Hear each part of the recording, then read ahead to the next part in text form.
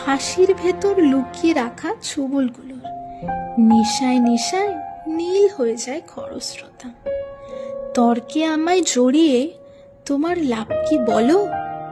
নির্বিবাদী মানুষ জানে কি সমঝোতা।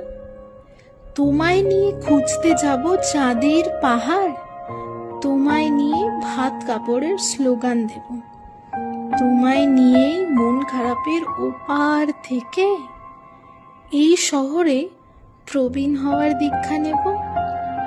পাল্টে ফেলো আমায় তুমি মতান্তরে, নির্বিবাদী মানুষ আমি, পিছলে গেল তারার পাশে তারার মতো স্পর্শ কাতর।